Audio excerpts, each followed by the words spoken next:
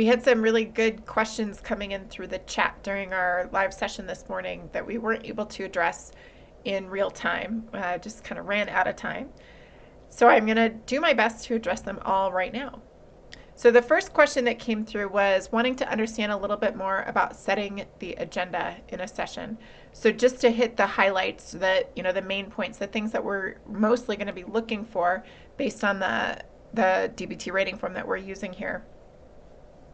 One thing is to make sure that the therapist is using the diary card, and that through, by going through the diary card and kind of checking in on various different targets that are being tracked, that they're communicating the importance of doing that tracking and filling out the card, and then using the information from that and kind of filtering through the target hierarchy, using that to set the agenda. So that's one thing that's always going to be looked for. Another thing is that the therapist is identifying those, or that what they're putting on the agenda does reflect the hierarchy. And one of the sort of intricacies that we talked about in this session is that it doesn't necessarily have to be in the order of the hierarchy. But the important part here is that a high order target doesn't get missed when collaborating on the agenda, or doesn't, the therapist is not colluding with the client in some way to not have a higher order target put on the agenda in lieu of something that would be more on the, say, quality of life issue or level. And then the last thing is, of course, that there's collaboration with the client, so that the therapist is seeking, feedback from the client about what needs to be on the agenda, getting, agreement and commitment to go through, to do the agenda as you guys have agreed. So those are the main points. One of the questions that came through, I'm toggling back and forth just a bit here, was asking us to speak a little bit more to when a quality of life issue might get addressed earlier in the session than, say, a self-harm or a TIB kind of behavior. And then the follow-up question, because we talked about that briefly, that might happen where as a way of sort of functionally validating the client. So if there's a quality of life issue that's really, really important to the client and they ask to have that addressed first, that's a really doing so, and kind of coordinating the agenda around that request would be a way of functionally validating them. But then the follow-up question is, wouldn't that potentially reinforce unrelenting crises? So I wanted to address this one. It's a really interesting question because I think there's so here's how I sort of think about it. Okay, so we talked a little bit about in-session behavior management in the meeting this morning. And certainly there is a way in which, if the therapist is not hitting high levels of validation and functional validation throughout the session, and in this case, particularly early on in the session, by allowing for that sort of flexibility, in the order of agenda items, then I think you do run the risk of, throughout the session, emotions escalating, for the client as they're sort of sitting with the distress of not having this really important need attended to, even when they communicated that it was really important and asked, for it to be attended to early on.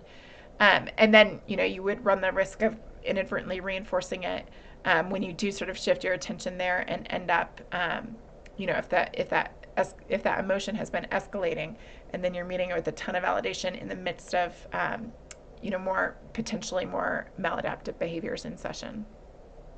So it's actually a really important piece of being able to validate early on and at high levels, in a way of, where you don't end up sort of in that little bind, or that kind of bind. So I think, let's see, what else do we have? One of the questions was if there are some higher order targets that show up on say on a diary card and get put on the agenda for a session, and they're going to take a significant amount of time. The question is, would the therapist still be dinged, in essence, in terms of their rating for the session if they don't bring up group? And the answer would be yes, in the sense that every item on the DBT rating form that we've sent out, I believe there's, was it 50 some? 57 items in all, but each one of them is rated individually. So you would get a rating of 1 to 5 on every single item there. One of the items being that the therapist does check in on other modes of treatment. So it is absolutely required regardless. And so it could look like, it could be a very quick just sort of acknowledging, that they went to group and seeing how it was. And it doesn't have to be, a really long drawn out conversation, but just at least that you are attending to it and communicating the importance of it. So then the follow-up question to that, somebody asked, what if you are the person's group leader? And what I would just say about this is that it's really, like, if you go at a principal level, I mean, the importance of checking in on other groups is a big part is just to communicate the importance of those things, right? Communicating the importance of learning the skills and, doing the homework to practice and generalize what you're learning. So even if you are the group leader, you and the client both know that you were there and you know how it went. There's still a way in which you want to make sure that it is present between the two of you, that this is a really important part of the treatment, and that that there's an ongoing conversation about what they're learning and how that is sort of playing out day to day for them. Okay, so moving on, another question came in. I'm curious on missed strategies or unnecessary, not needed strategies. The example being, if a client or a therapist uses an irreverent statement when it wasn't needed. So there wasn't sort of any sort of obvious reason why irreverence was sort of like the strategy of choice in that moment, but the person uses it anyways. Yes, you would still code it. So again, every item on the rating form is going to be coded individually. So you would just go under where the irreverent strategy is, which is in the change section. And you would just rate, did it seem effective? So the one thing that I would say about this is, in one instance, maybe it wasn't obvious that it was needed, but it was still delivered well, and it was, it didn't cause any sort of problem, then you would still rate it, at least in that instance, as being effective. But throughout the session, you might notice that there's a lot of irreverence used. It's used maybe more than is sort of reasonable. And if you're noticing that the strategy is used when it's not needed, and it's used so much that it causes some sort of a problem, in the flow of the session or interferes with the therapy tasks, certainly that would be taken into account when you're rating it. When you're giving the ultimate rating. The ultimate rating. Let's see. Okay, and then the last question was just asking about the process, going through the process of coding. I guess there's 2 questions left. But so as I alluded to in the session, and I'll say again, when I'm coding a session, I listen or watch it with a little notebook, and I write down minute and second and what I observed just throughout. I just kind of keep a running log. At this minute and second, I saw this. At this minute and second, I saw that.